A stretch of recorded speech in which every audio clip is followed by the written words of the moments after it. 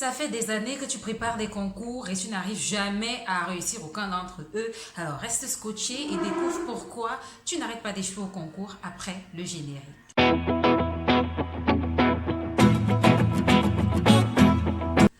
Salut, bienvenue sur Orient Expert. Je suis Ngonon, conseiller principal d'orientation scolaire, universitaire et professionnelle CPO-SUP. J'espère que vous allez bien. J'espère que vous êtes bien à l'abri du Covid-19. J'espère que vous suivez tous les gestes barrières pour ne pas être contaminé par ce vilain virus.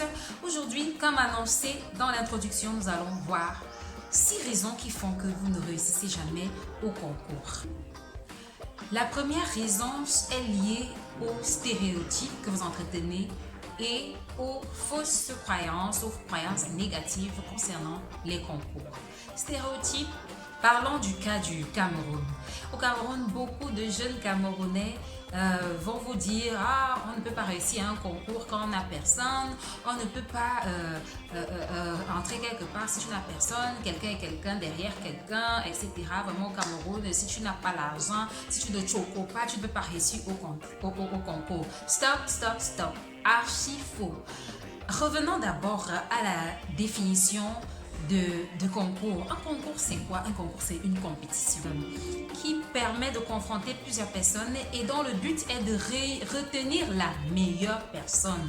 Oui, le but, c'est de retenir la meilleure. Alors, regardons notre contexte camerounais.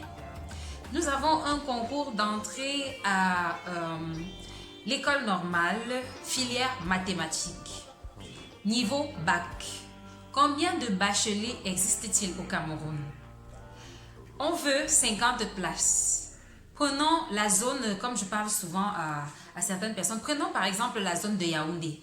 À Yaoundé, il y a combien de lycées? Si on prend le lycée Général Leclerc, combien de bacheliers par an? Je suis sûre que le lycée Général Leclerc, à lui tout seul, produit au moins 50 bacs.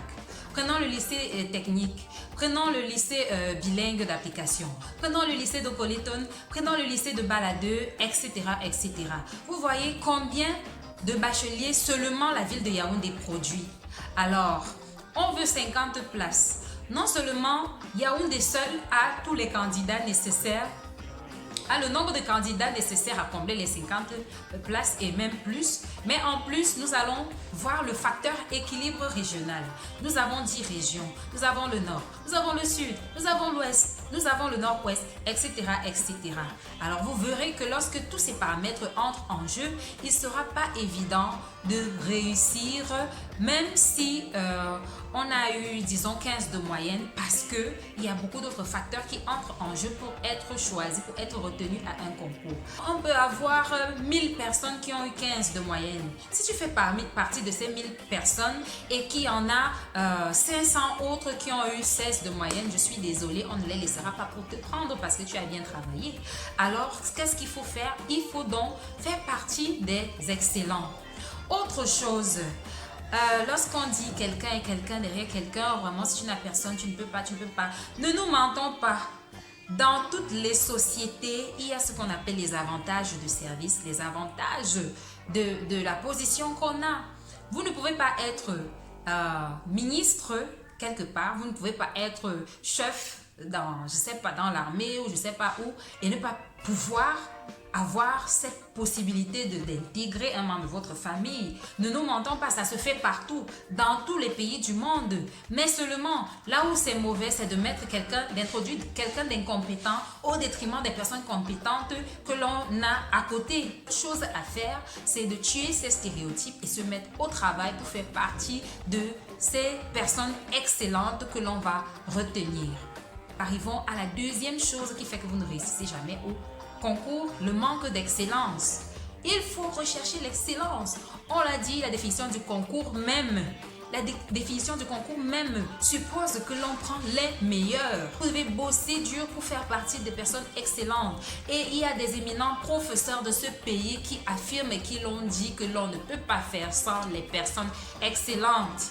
S'il fallait vraiment seulement prendre je ne sais pas trop quoi, comme vous dites que le pays c'est seulement pour les enfants de riches, les enfants de ceci, cela, vraiment, ce serait quoi?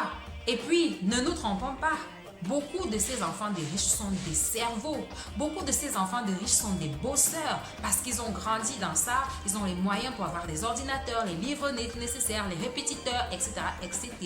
Donc, ce qu'il vous reste à faire pour faire partie des heureux élus, il faut travailler. Et pas en désordre. Il ne faut pas travailler en désordre. On t'a demandé de travailler, ça ne veut pas dire que tu vas aller t'asseoir dans ta chambre, bûcher, sans savoir ni comment, ni dans quel programme, ni etc. etc. Est-ce que tu connais au moins le programme du concours que tu es en train de préparer? Il est question de savoir qu'on ne prépare pas un concours à l'aveuglette, on ne prépare pas un concours pour préparer un concours. Il y a déjà une méthodologie adaptée à chacun de ces concours qu'il faut connaître. C'est pour ça que j'ai l'habitude d'encourager les jeunes élèves, les jeunes chercheurs d'emploi à s'inscrire au groupe de prépa pour concours. Oui, vous allez pleurer, l'argent, etc., etc. Oui, mais on ne peut rien avoir sans sacrifice. Ce sacrifice-là est nécessaire pour pouvoir obtenir ce que vous recherchez.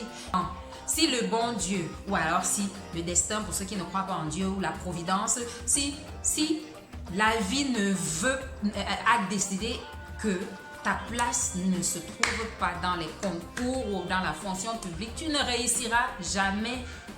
Tu ne réussiras jamais. Il y a des personnes qui sont comme ça, focus, qui sont comme ça, comme obsédées, comme omnubilées, comme aveuglées seulement par une seule chose, obsédées par une seule chose. Il faut que j'entre dans la fonction publique, il faut que je fasse les concours, il faut que je fasse le concours. Le temps passe, les années passent. Est-ce que tu as déposé des dossiers, par exemple, dans des entreprises privées?